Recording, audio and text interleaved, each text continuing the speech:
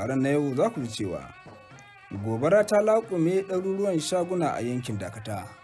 Sannan a ɓangaren labaran kasuwanci, yawaitar buƙatar kayan marmari a watan Ramadan ya jawo tashin farashin kayan.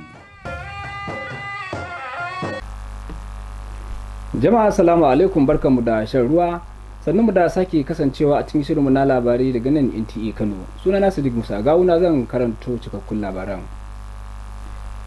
Gwamnatin jihar Kano ta bada kyautar kujerun aikin hajji, filaye, kudade da ma tallafin karatu a jami'ar Al-Azhar da ke birnin Misira ga gwarazan musabakar Alkur'ani ta ƙasa da aka kammala a jihar Kebbi. Gwamna Abba Kabir Yusuf ya mika waɗannan kyaututtuka a yayin wani ƙwarya-ƙwaryen biki da aka gudanar a fadar gwamnatin Kano. Abdullahi Mustapha na da cikakken wannan rahoto. Sanusi Bello Idris, wanda shine gwarzon shekara na gasar karatun Alkur'ani mai girma karo na 39, da kuma Fatima Abubakar, wadda ita ce gwarzuwa a ajin mata.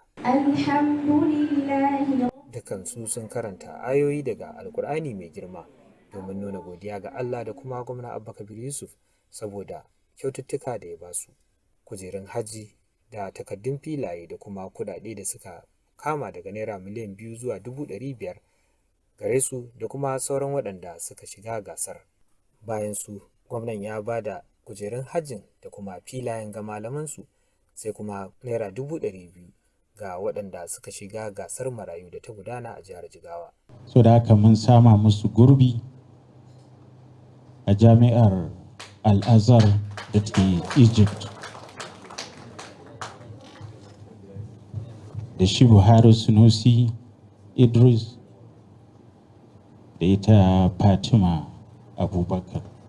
Bayan karrama gwamnan a matsayin gwarzon shekara da majalisar makaranta Ƙur'ani ta yi, an kuma mika masa wasu lambobin girma da ya samu daga jaridar New Telegraph a matsayin gwamnan da ya fice a fannin ilimi da kuma gwarzon gwamna a Afirka na shekara ta 2024 a wasu bukukuwa da suka gudana a Lagos da kuma Casablanca na kasar Morocco. Gwamnan ya bayyana waɗannan lambobi a matsayin karrama da kuma ƙalubale a gare shi da ya ƙara himma wajen yi wa jama'a su aiki. Abdullahi Mustapha, labaran NTA. To anan kuma gwamnatin jihar Kano ta haɗa kai da sauran hukumomin tsaro daban-daban don tabbatar da ganin an gudanar da shagulgulan sallah cikin ƙoshin lafiya. Gwamna Abba Kabir Yusuf ya bayyana haka yayin buɗe baki na musamman da ya gudana tare da sarakunan gargajiya a gidan gwamnatin Kano. Ga Abdullahi Mustapha da wannan rahoto. Lokaci ne na musamman a gidan gwamnatin jihar Kano a yayin da gwamna Abba Kabir Yusuf ya karbi bakuncin sarakuna domin buɗe baki.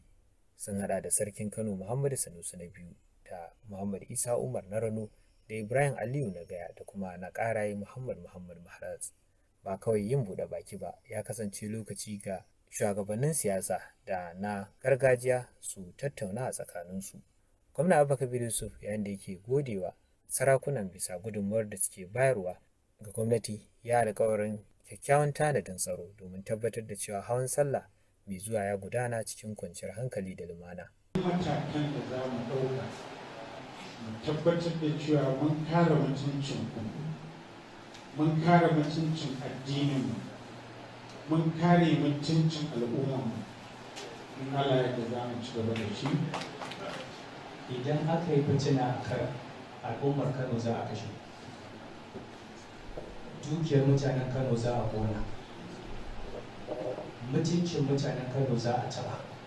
Sarkin Kano Muhammadu Sanusi na biyu, wanda ya gode wa gwamnan bisa kokarin gwamnatinsa na aiwatar da ayyuka da shirye-shirye daban-daban, ya nuna gamsuwa da irin kyakkyawar alakar da ke gudana tsakanin masarautun guda hudu.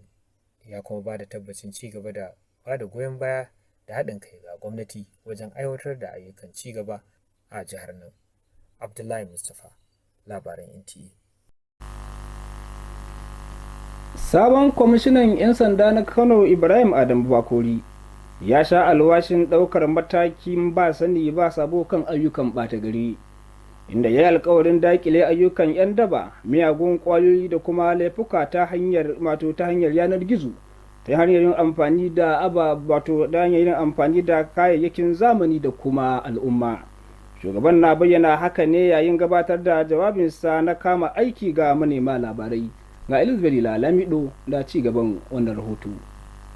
A cikin ganawarsa ta farko da manema labarai da manyan jami'an 'yan sanda, sabon kwamishinan 'yan sandan jihar Kano, Ibrahim Adamu Bakori, ya jaddada ƙudurinsa na rashin sassauci ga laifuka.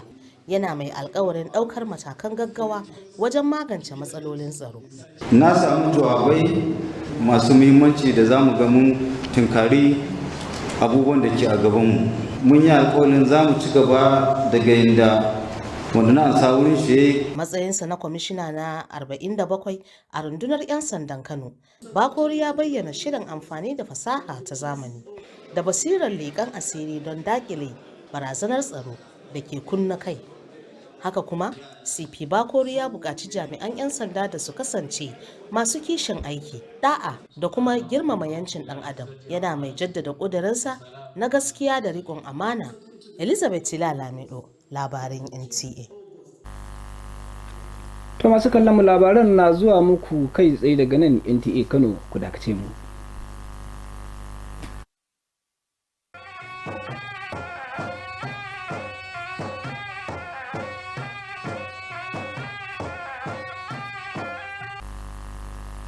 To barkamu da dawowa, yanzu labarin zai dora. A yau an wayi gari da samun tashin gobara a unguwar Dakata da ke nan cikin birnin Kano.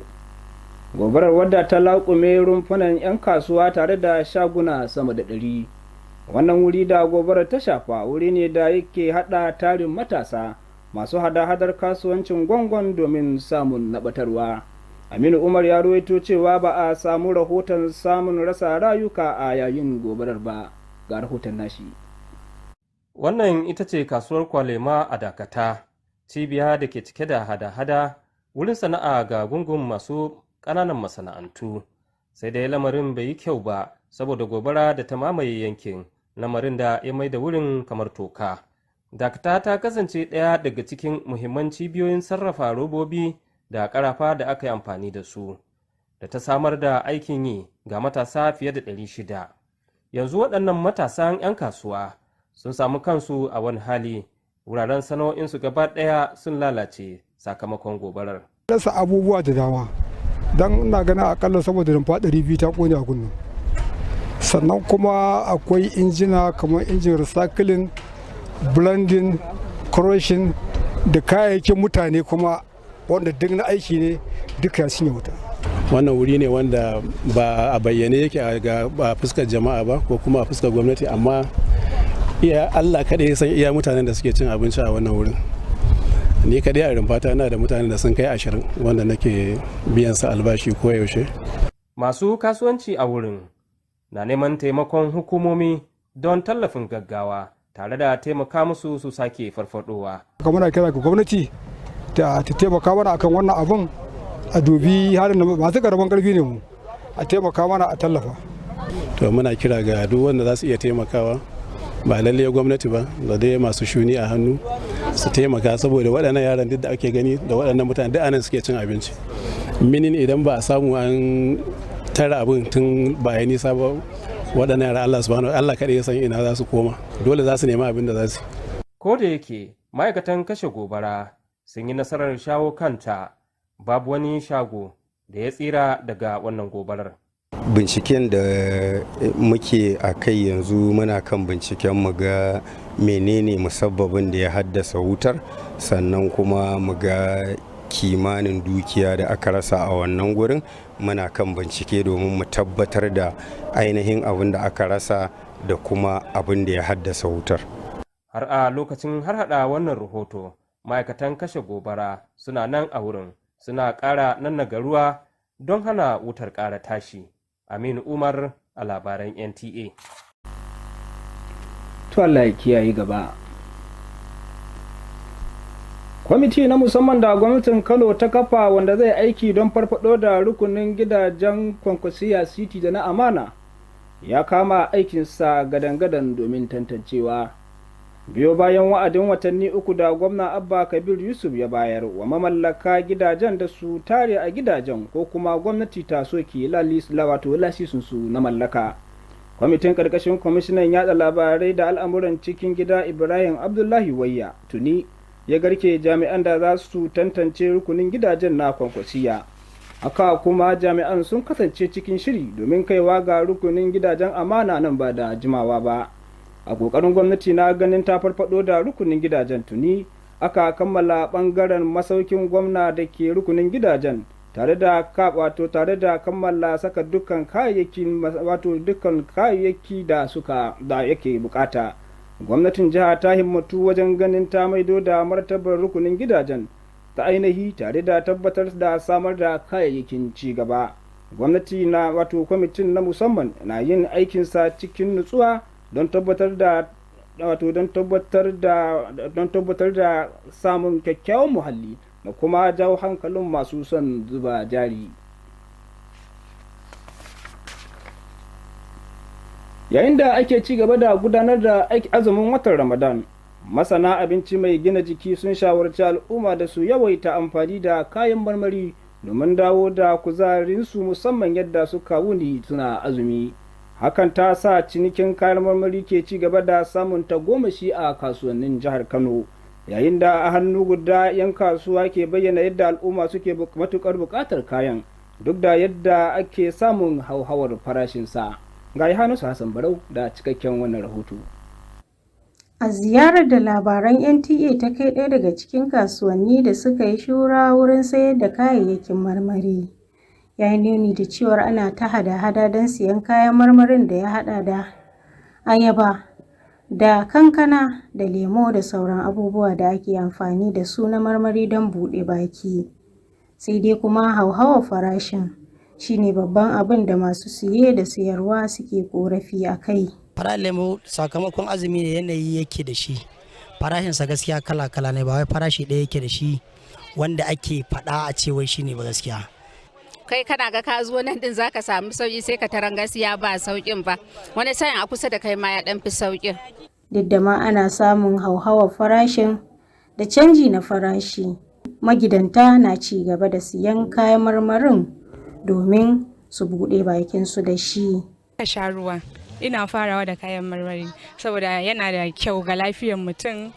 Kafin ma in fara cin wani abu shi nake fara sha, because gaskiya ina jin da yana ƙara min kuzari a jiki kafin in saka. Masana harkar lafiya kuwa sun bayyana cewar amfani da kayan marmari na taimakawa wurin dawo da ruwa ga jikin bil'adama. Ci abinci. Tunda ba zai yiwu ka ci abinci ba tare da ma'aikata ba, to ma'aikatan suna cikin 'ya'yan itatuwa, su za su taimaka jikinku wajen narka abincin. Ga waɗanda suke fama da yanayi na farashi, masanan sun bayyana cewar a yanzu haka akwai kayayyakin marmari da suke kuɗi ƙalilan, kuma za su bada duk abin da jiki yake da buƙata. Yohanusu Hassan Barau, labaran NTA. To har yanzu dai muna bangaren na kasuwanci, inda yanzu za mu ɗauki rahoto kan hada-hadar kasuwanci, wato yadda aka gudanar da hada-hadar kasuwanci a wannan rana.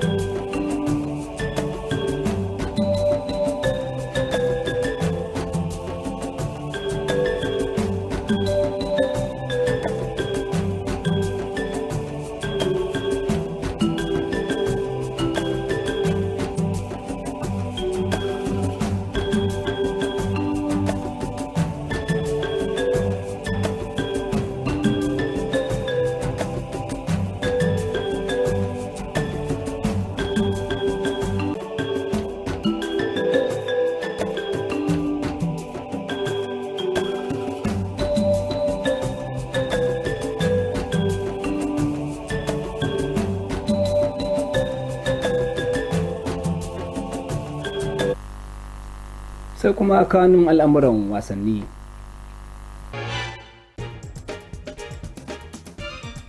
Rivers United, Rangers, Ikorodu City ne ke kan gaba wajen neman tikitin CAF yayin da Remo Stars ke dab da lashe kofin farko.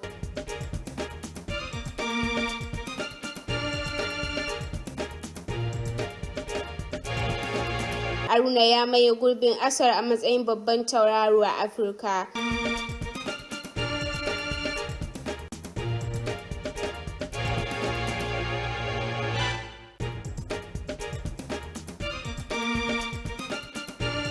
Osimhen da Lookman suna kan samun training gabanin fafatawar Rwanda.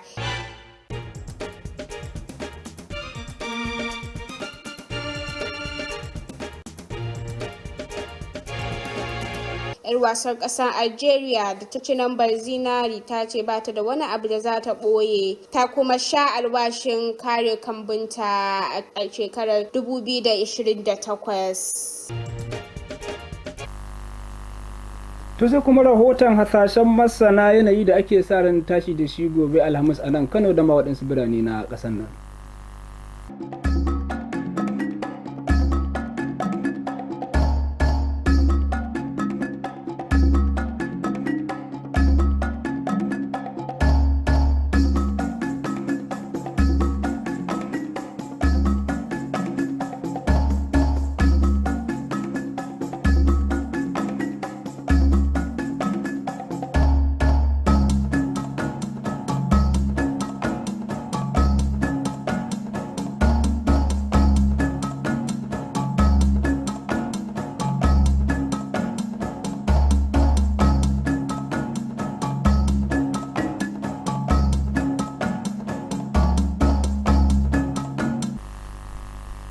To sai kuma takaitacciyar shawarar mu ta yau.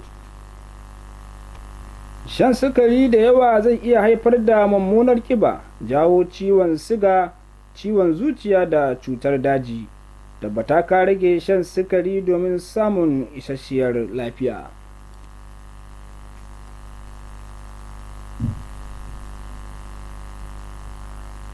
To masu kallon da wannan muka dawo wato muka kawo ƙarshen rahotannin namu, ku ci gaba da kasancewa da NTA Kano. Ma'assalam.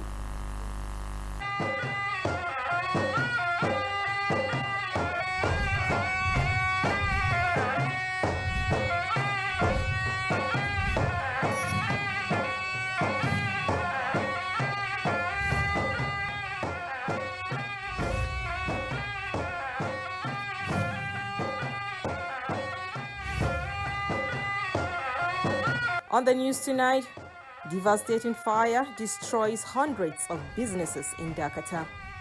Plus, in business news, rising fruit demand in Ramadan meets soaring prices, straining consumers. Hello and Iftar Mubarak. This is the live telecast of Nta Kano News. I am Wani Muhammad Talba. Kano State Government has allocated Hajj slots, land titles, cash rewards and fully funded scholarship at Al-Azhar University, Egypt to winners of the 39th National Quranic Recitation Competition held in Kebbi State. Governor Abba Yusuf made the representation at a brief ceremony held at the Kano Government House. Abdullahi Mustafa tells us more. Sanusi Bello Idris was the overall winner of the 39th National Quranic Recitation Competition, while Fatima Abubakar topped the female category. Both read some verses from the glorious Quran, signifying gratitude to Allah and appreciation to Governor Abba Yusuf for the multiple rewards given them. Hajj slots, land titles and monetary gifts ranging from 2 million to 500,000 naira for them and other participants of the competition. Also given land titles and Hajj slots were their teachers, as well as winners of a lower category of the competition who were in addition given 200,000 naira each. After an honor from the League of Sangaya Scholars, Governor Yusuf was also presented awards recently received on his behalf as New Telegraph newspaper's best performing governor in education and African Governor of the Year 2024 held in Lagos and Casablanca, Morocco. I accept these awards not just for myself, but on behalf of every dedicated individual in my administration and every citizen of Kano State. Governor Yusuf described the awards as an honor and a challenge to render more selfless service to the state. In Kano, Abdullahi Mustafa, NTA News. Still from the government house, Kano State government is engaging relevant security agencies towards ensuring peaceful conduct of Salah festivities. Governor Abakabir Yusuf stated this during a special Ramadan iftar with emirs at the government house. Again, Abdullahi Mustafa has this story. A special moment at the Kano government house as Governor Abakabir Yusuf hosts royal fathers for Ramadan iftar. They include Emir of Kano Muhammad Sanusi II, Muhammad Isa Umar of Rano, Ibrahim Aliyu of Gaya, and that of Karai Muhammad Mahraz. Not only breaking of fast, it was also an opportunity for interaction between the state's political and traditional leaders. Governor Abakabir Yusuf, while appreciating the roles being played by the royal fathers, assured that adequate security arrangement is being made towards peaceful conduct of the forthcoming Eid al-Fitr Salah Daba across the 4 emirates. Emir Muhammad Sanusi II, who thanked the governor for his administration's numerous programs and projects, acknowledged the cordial relationship among the 4 emirates. He also assured of continued support to the state government towards successful implementation of its policies and programs. Abdullahi Mustafa, NTA News. Newly appointed Kano State Commissioner of Police Ibrahim Adam Bakuri has vowed to enforce a zero-tolerance policy on crime, pledging to combat thuggery, drug abuse, kidnappings, and cybercrime using advanced technology and community collaborations.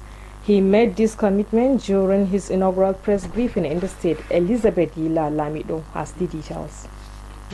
In his first official engagement with the press and senior officers, newly appointed Commissioner of Police Ibrahim Adamu Bakori reaffirmed his zero-tolerance policy on crime, vowing a proactive approach to security challenges. Having obtained briefs from my predecessor, action plan was developed to address emerging issues that threaten the collective peace and security of Kano State. As the 47th Commissioner of Police in Kano Command, Bakori outlined plans to leverage advanced technology and intelligence to combat emerging threats. CP Bakori further urged officers to uphold professionalism, discipline, and respect for human rights, stressing his commitment to accountability and integrity in policing. In Kano, Elizabeth Yilalamido, NTA News. We shall be back with more news after this time out. Please stay with us.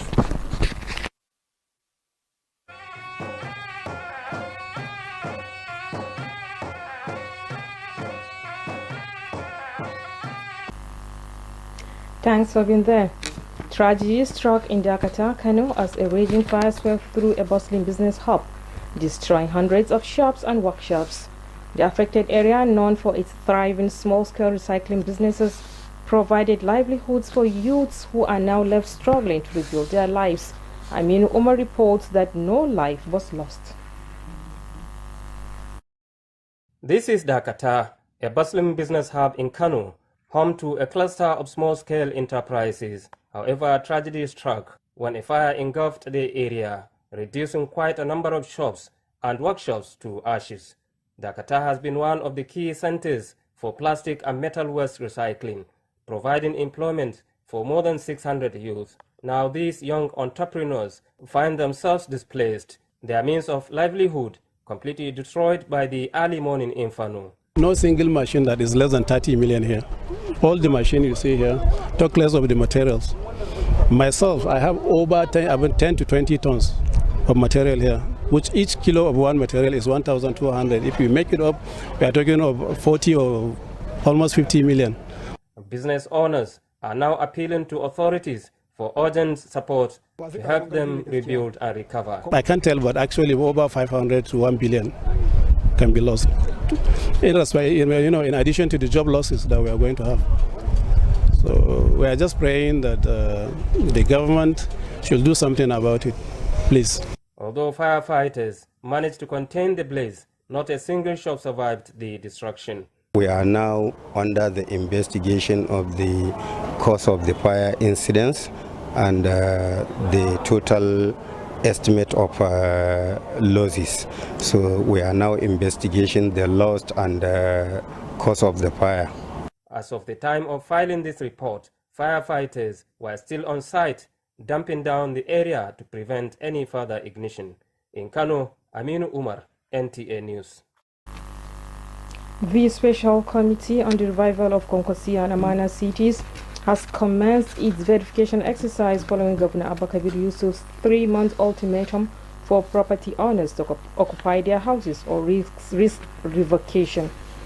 The committee, led by the Commissioner of Information and Internal Affairs, Ibrahim Abdullahi Waya, has deployed survey officials to access occupancy and completion status at Konkosia City, with plans to extend the exercise to Amana City soon. As part of the government's commitment to making the estate livable, the Governor's Lodge at Konkosia City has been fully renovated and equipped with necessary infrastructure. The state is determined to restore both cities to their original vision, ensuring they expand with adequate facilities for sustainable urban development. The Special Committee is working diligently to enforce compliance and maximize the estate's potential for residents and investors. And now to business news. As the Ramadan fast continues, nutrition experts are advising people to consume more fruits to regain their energy after long hours of fasting. This has led to a surge in fruit sales across major markets, with traders witnessing increased demand despite rising prices. Yohannesu Hassan Baro has more on the reports. A visit to the city's bustling fruit market reveals high demand for bananas, watermelons, oranges, and other staples used to break the fast. However, soaring prices remain a major concern for both traders and buyers. Malam Muhammad Umar, a fruit vendor at Naibawa Market, acknowledges that while sales have increased, affordability remains a challenge for many customers. Despite the rising cost, fruits remains a priority for fasting households. Fruits enhance my energy. Enjoying taking fruit when it comes to iftar because it usually helps in building up nutrients. Aminati Jani, a mother of 3, affirms that while prices are steep, consuming fruits is essential for her family's well-being. Health professionals stress that fruits play a critical role in maintaining hydration and replenishing vital nutrients during Ramadan. So now if we look at our fruits, have those components, they will give you instant energy. You don't need to go to take ORS. So they will give you instant glucose that will regenerate it to replace it to give you energy, that your body will be able to digest the food that you consume. For those struggling with high costs, experts recommend option for locally available and essential fruits, which are often more affordable and nutrient-rich. In Kano, Yohannesu Hassan Baro, NTA News. And on that report, we draw our curtains on the news. Thank you for watching. Do have a lovely night rest. Ramadan Mubarak.